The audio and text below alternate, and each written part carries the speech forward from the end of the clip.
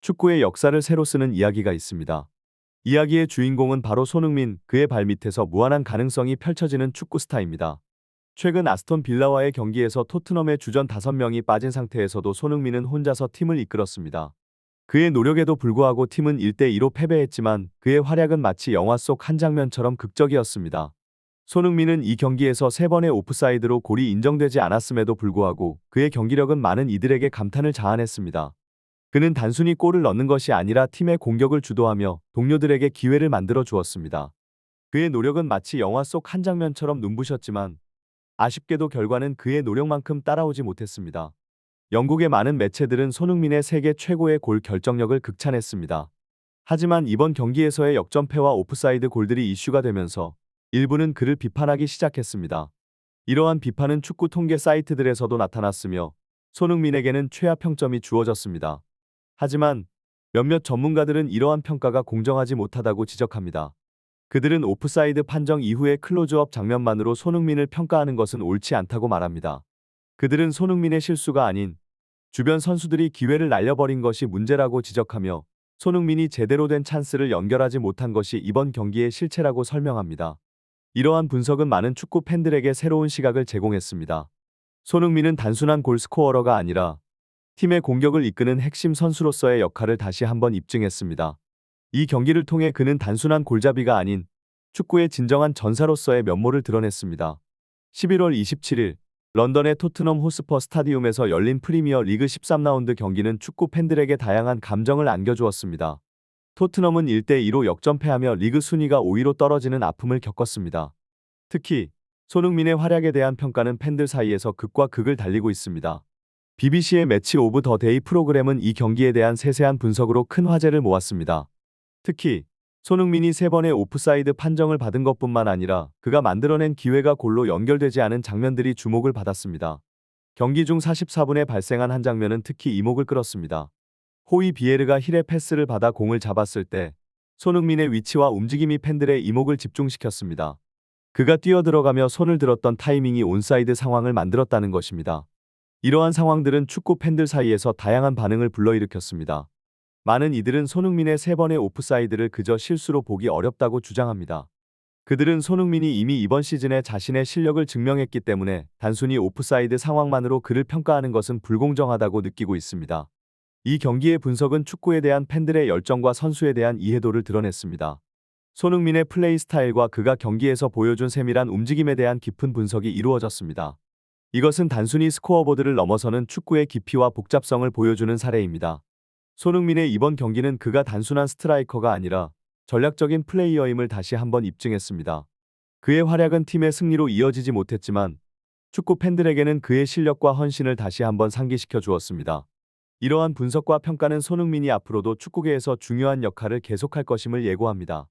토트넘과 아스톤 빌라의 경기에서 벌어진 일련의 사건들은 축구 전문가들과 팬들 사이에서 다양한 의견을 불러일으키고 있습니다. 손흥민의 플레이와 그와 관련된 상황들은 축구의 복잡성과 팀워크의 중요성을 잘 보여줍니다. 경기 중 발생한 3번의 오프사이드 상황 중 특히 호이 비에르가 손흥민에게 패스를 넣는 타이밍에 대한 분석이 눈길을 끕니다.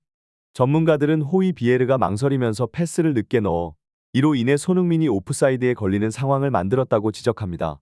이러한 미세한 타이밍의 차이가 고수와 일반 선수의 차이를 보여준다는 것이 전문가들의 견해입니다.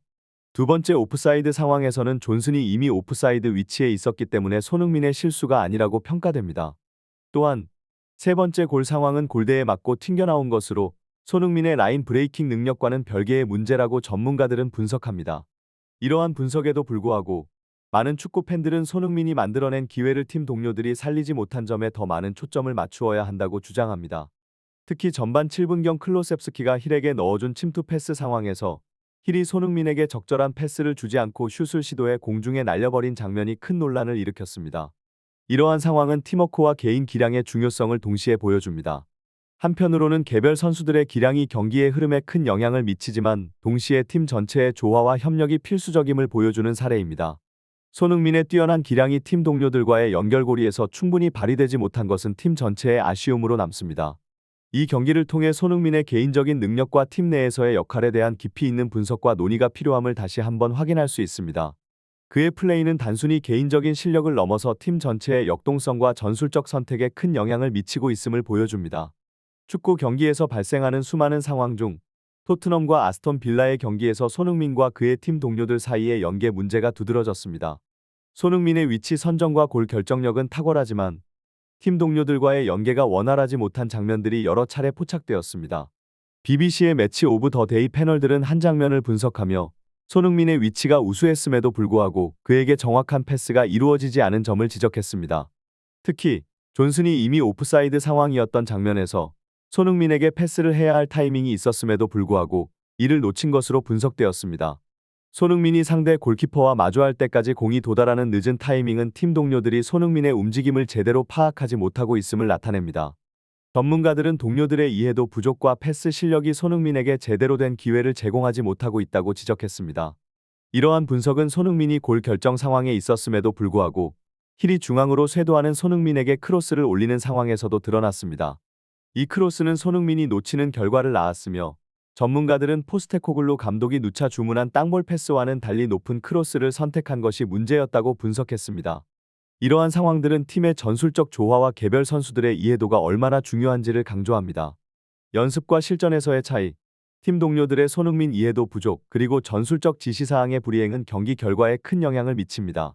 이러한 문제들은 팀 전체의 발전과 성공을 위해 해결해야 할 중요한 과제로 남습니다. 축구는 팀 스포츠입니다. 하지만 때때로 한 선수의 눈부신 활약이 팀 전체의 성과에 큰 영향을 미치기도 합니다. 이번 토트넘과 아스톤 빌라의 경기에서 손흥민은 그러한 예외적인 존재였습니다. 그의 뛰어난 경기력이 돋보였지만 팀 동료들의 지원은 그의 기대에 미치지 못했습니다. 경기의 여러 장면에서 이러한 상황이 드러났습니다.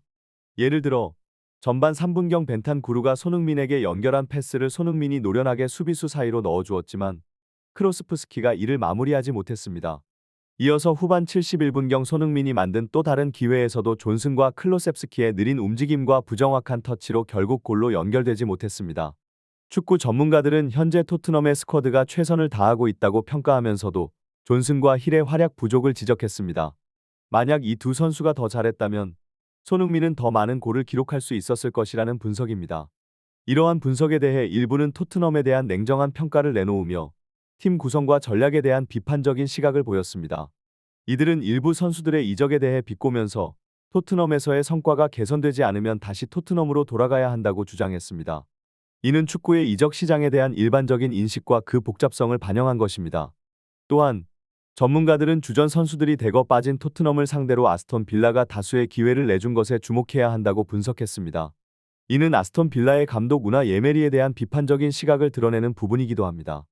결론적으로 이 경기는 손흥민의 개인적인 뛰어난 활약과 팀 동료들의 지원 부족 사이의 괴리를 드러냈습니다. 이러한 분석은 토트넘의 전략과 팀워크에 대한 깊이 있는 성찰을 요구하며 축구가 개인의 능력뿐만 아니라 팀 전체의 조화로운 노력이 필요한 스포츠임을 다시 한번 증명합니다. 축구 경기의 결과는 종종 몇 가지 결정적인 순간에 의해 좌우됩니다. 최근 토트넘과 아스톤 빌라의 경기에서도 이러한 사례를 볼 수 있었습니다. 경기 결과에 대한 전문가들과 팬들의 다양한 의견이 축구계를 뜨겁게 달구고 있습니다. BBC에 출연한 전문가 패널들은 토트넘의 공격 효율성에 대해 비판적인 의견을 제시했습니다.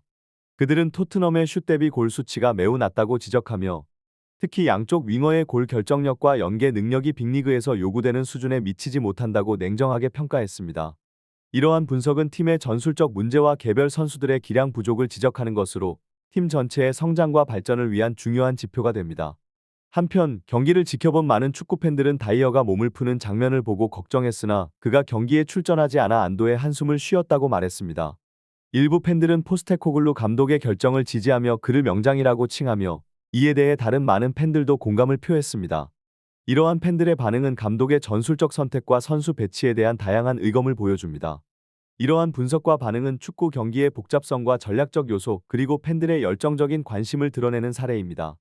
각 경기는 단순히 승패를 넘어서 팀 전략, 선수들의 기량, 그리고 팬들의 기대와 반응 등 다양한 요소들이 얽혀있는 복합적인 이벤트입니다. 이러한 분석과 팬들의 반응은 축구계의 지속적인 토론과 열정을 불러일으키며 스포츠의 진정한 매력을 드러냅니다.